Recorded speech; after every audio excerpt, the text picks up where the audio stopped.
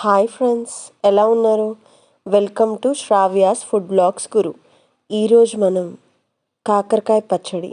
Yes, అందరూ చూడగానే అబ్బా ఇంత చేదుగా ఉంటుంది అనిపించే కాకరకాయ పచ్చడిని ఈరోజు నేను మీకు తీయగా మార్చి చూపించబోతున్నా.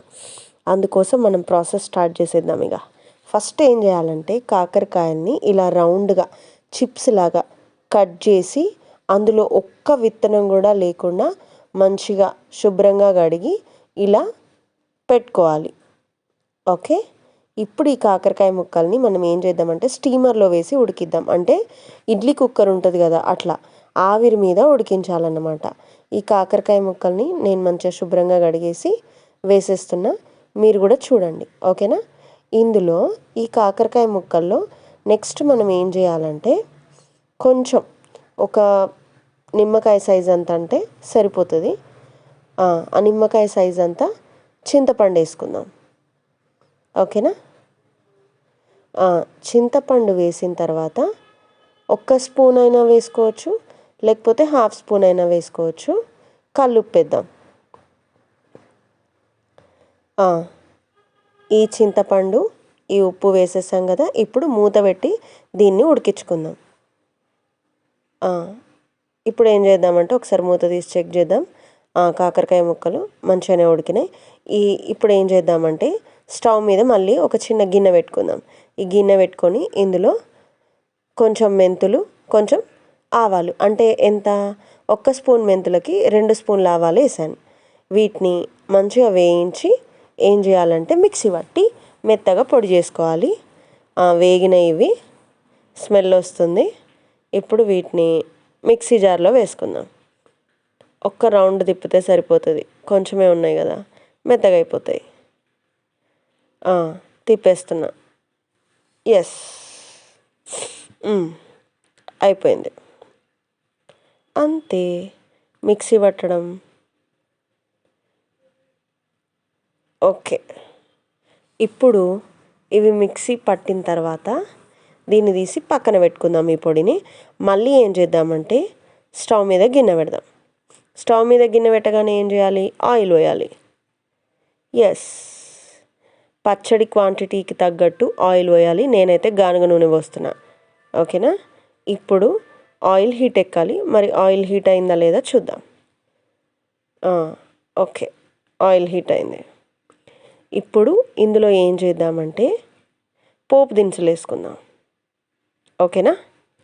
ఏం వేస్తున్నా, కొంచెం జీలకర్ర,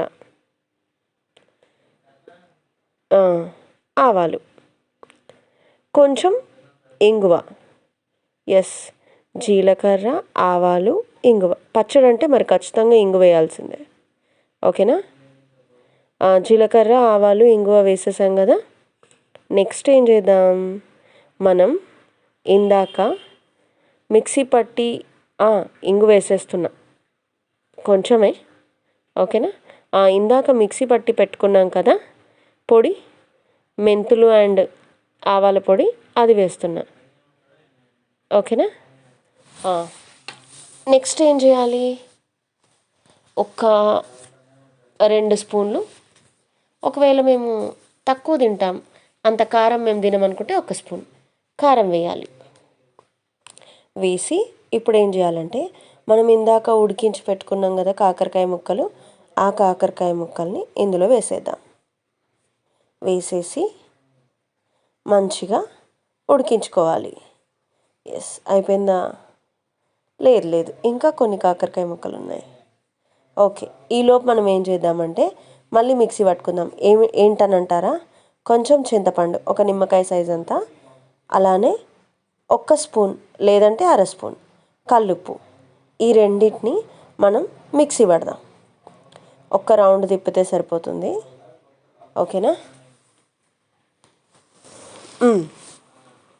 ఈ చింతపండు ఉప్పు మిశ్రమం మిక్సీ పట్టాలి. ఈ మిక్సీ పట్టి దీన్ని కూడా ఈ ఉడుకుతున్న కాకరకాయ ముక్కల్లో వేసుకోవాలి. ఓకేనా? వేసి కలపాలి కొంచెం. ఓకే, నెక్స్ట్ ఏం చేయాలి, కాకరకాయ పచ్చడి తీయగా మార్చేస్తా అని చెప్పాను కదా. ఇప్పుడు ఇందులో ఏం చేస్తున్నానో చూడండి ఒకసారి. మంచిగా ఉడుకుతున్నాయి కదా కాకరకాయ ముక్కలు. ఇప్పుడు ఇందులో బెల్లం వేయాలి. 1 స్పూన్ వేసుకోవచ్చు, 2 స్పూన్లు వేసుకోవచ్చు. ఓకేనా. ఇప్పుడు ఇంకా కాకరకాయ పచ్చడి చేదుగా ఉండదు, తీయగా మారిపోతుంది. ఇంకా ఎవరైనా తినొచ్చు. ఓకేనా. అంతే.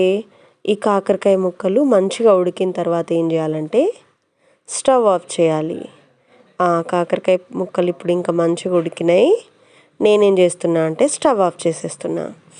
ఈ కాకరకాయ ముక్కలు పూర్తిగా చల్లారిన తర్వాత, అంటే ఈ పచ్చడి మంచిగా చల్లారిన తర్వాత ఏం చేయాలంటే ఒక గాజు సీసాలో కానీ జాడీలో కానీ పెట్టేసుకోవాలి. అంతే. ఎంతో తీయగా ఉండే కాకరకాయ పచ్చడి రెడీ.